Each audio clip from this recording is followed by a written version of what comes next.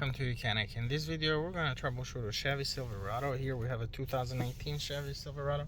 If you look at the instrument cluster, there isn't any warning lights on other than the TPMS light, but that doesn't mean that there's no issues going on with this car. So we're going to take a look at the few different control units and what's going on. So let's get started. The first thing you'll need to do is you will plug in the OBD-II adapter under the dashboard. We'll plug the YOUCANIC scanner in there.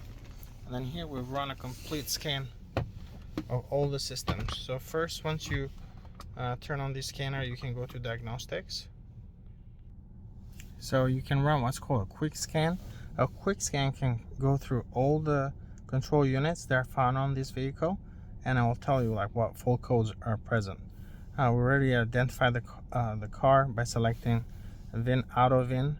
You can manually select the vehicle as well. Just sometimes the auto VIN might not detect the correct vehicle, so you can manually go and select Chevy Silverado 2018 and so on. But in this case it did work. So you can see all these codes. Now you can click any of them so you can see the codes, or you can hit that control module. You can enter it and do more diagnostics. What I usually like to do is I like to hit save first here. You can print, email, or just simply save the report on this car. So you do that first, and then down at the bottom here you have report and erase. If you hit erase, it'll go through all the control units and try to clear codes, at least those that are stored, those that are old. You got usually two kind of codes: stored codes that can happen in the past, they're just there for your information, and current codes is issues that are present. But to see them, the quickest way to do is hit report and then scroll down to the bottom here, and this is where we see only the full codes. Engine hood switch, left front wheel speed sensor, low signal, right front wheel speed sensor, both of them at some point were not sending the correct signal. By the control module, you have certain open circuit fault codes and low voltages. Now these could be very old fault codes, so you can actually just simply go and go back and then hit erase, press yes, and then it'll go through all the different control modules and will erase the codes. Now you might have a code that's still staying there if it's a present issue, is a current ongoing problem the car is still detecting. Like you can see in this brake control module, not all of them cleared, but on the engine that cleared by the control module. So if you look at these codes, there's something going on. This issue has not been resolved, the code is going to stay there, it's not going to clear. Some of them are clearing, they're just old fault codes. The seat memory control module had some codes that cleared. Parking control module, that cleared. Let's see if it's going to clear. Sorry about that. Reading parking, no, those did not clear. So you just kind of, we're almost done with the clearing. AC controls, those did clear, as you can see. And then radio controls and radio itself. So you can see that a lot of codes did clear, but there is a few that did not. So that means that the car is just still not seeing these problems as resolved, so it can't clear those codes. If you come down to report, you will see a shorter list now, and you can focus on just these problems. Now let's say electronic brake control, you can enter that control module, for example, and then here diagnostic trouble codes, you can see those which we saw earlier. Let's go back. Data display, anti-lock solenoid valve data, adaptive pressure data. So let's say anti-lock braking data. You select all, you can select individual, and this is where you see a lot of live data: ABS pump voltage, brake pressure and PSI, brake pressure volts, ABS wheel speed sensors. You can see they're all 0. If I start driving, that will it should start changing, but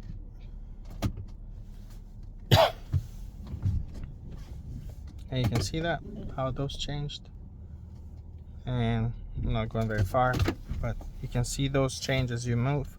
You gotta be careful though, don't just drive with this tablet on your hand. So probably gonna be illegal in a lot of states. Maybe have somebody drive the vehicle while you monitor this live data. What you could do is you could hit record down here and then just put the tablet on the side and let it record the live data. Then when you go back to your garage, you can go ahead and replay the recording. But as far as data, you can see a lot of steering angle. You know, if you suspect you have a bad steering angle sensor and so on, there's a lot of data in here. I'm not gonna go over each one of them, but and then you can graph it as well. By the way, on the left there was the graphing capabilities.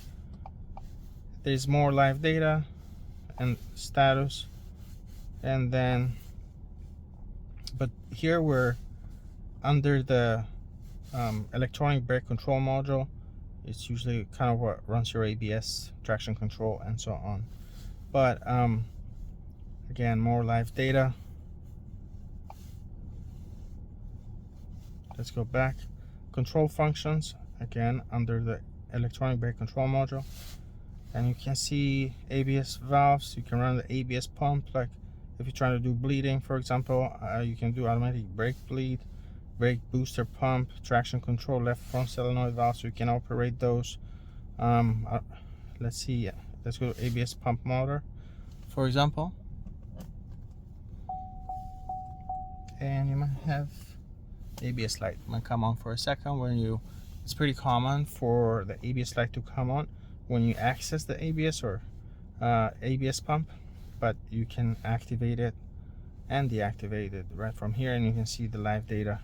Now this is what it looks like on a Chevy, but if you're on a different make, the interface will probably the interface here will look similar, but the functions can vary from make to make, so keep that in mind.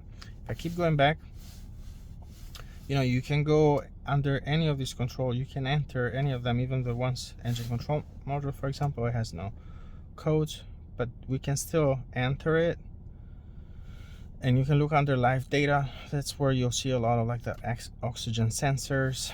And yeah, let's go to data display, for example, engine data.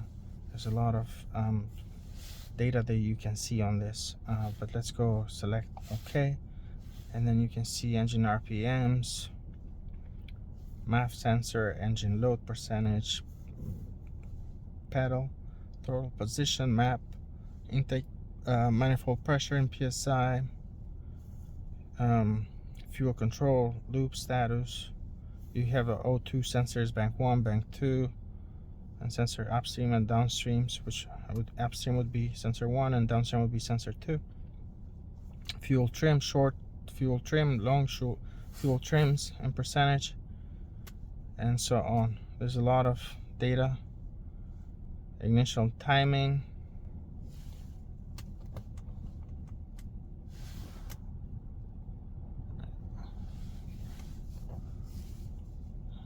and so on.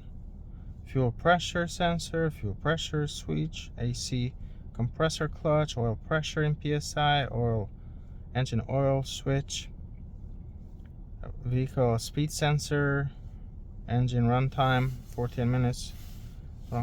Let's go back. This is all data display. It's all the data for the different live data you can get, and since we're under the engine control unit, we're just really looking at all the different data that engine control unit collects. The same thing over here, more live data, and engine cooling and AC data, cruise control, and so on. Hit OK. Let me show you a graph real quick. We all have had this on the various screens. You can do multi-graphs, 2 merge graphs, where you show 4 at the same time, so you can choose any of the data points you want to see, and then it will just have color-coded graphs for the different data points that you select over here from the drop downs. Let me go back, and I am going a little too fast over this because there's just way too much data for me to cover and to go through all of them, but you can see engine cooling, combustion control, cruise control data, cylinder deactivation data, Electrical and immobilizer data. If your car is not starting, that's what you want to look at there. Engine mechanical data. Let's look at electrical and immobilizer data. That's important too. If you're troubleshooting a car that's not gonna start, this car is starting, so you can see power, run, engine controls on. You can see the different, all these systems kind of need to be on in some cases for the engine to be able to start. And currently the engine is running, so you can see what values we have here. If you wanted to compare it with your Chevy, maybe it's not starting and you want to look at compare some of this data and what it should be for a running car. Okay, so I'm just kind of showing this, going a little slow here so you can compare this with what you're getting on your car.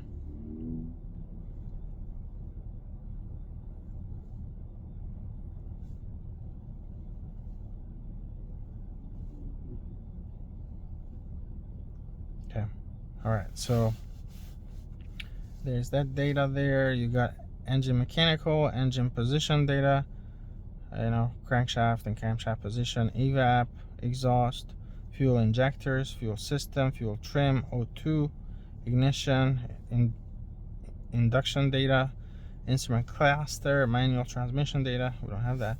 Misfire data and tach data. Let's look at misfire. Though this can be helpful if you have intermittent misfires. If you have a cylinder that's misfiring every now and then, this is where you would want to come, because you can see the count here.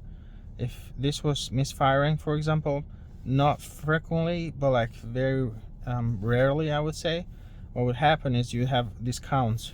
You'd have a number here like 200, 300. You just have a misfire that could happen every, let's say, 2 minutes. It's not frequent enough to trigger the check engine light, but it's a misfire, and a lot of times you can kind of tell, like the engine's struggling or whatever. So this is a good place where you can check and say like, hey, wait a second, like I can see my cylinder 3 has 200 misfires, and this is usually from the last clear of the codes.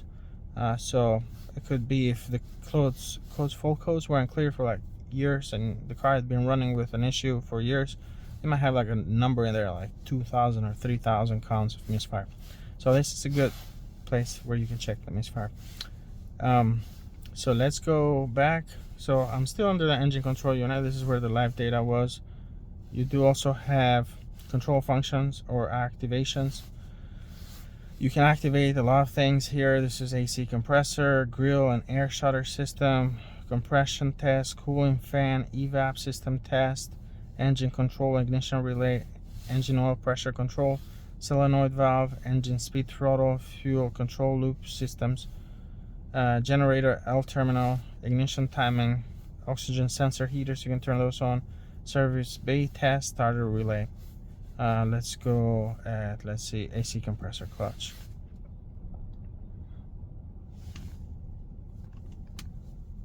All right, so you can see the state here, some live data from it, but at the bottom here, you can, if you keep scrolling,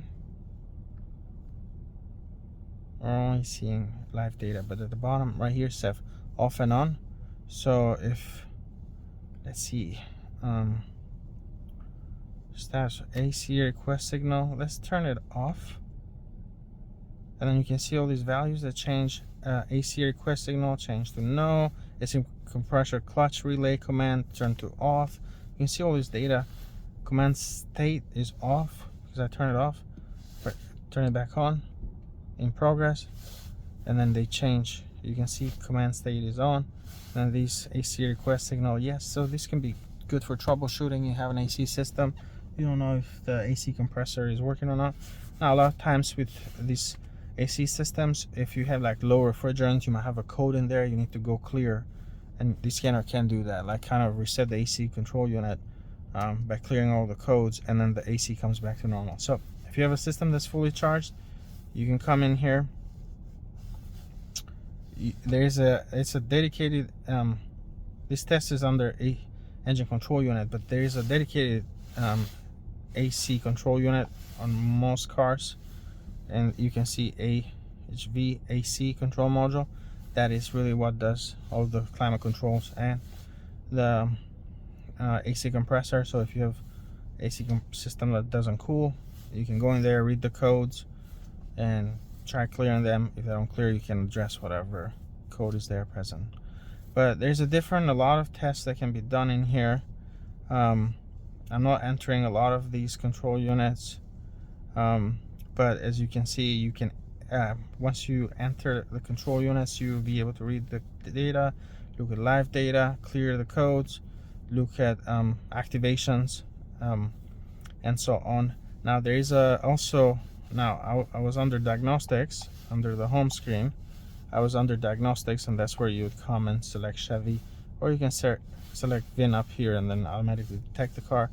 So that's for diagnostics. And there is also the maintenance functions, and then this is where you can do things like reset the electronic parking brakes, or you have some more specific maintenance functions, oil reset, for example, or steering angle sensor reset, and so on, DPMS reset, transmission adaptation, things of that nature, reset crankshaft.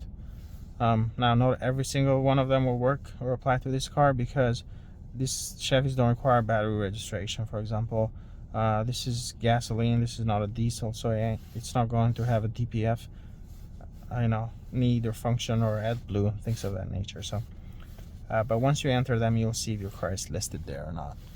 But that is all, and thank you for watching YOUCANIC, where you can be the mechanic. Have a good day. Bye.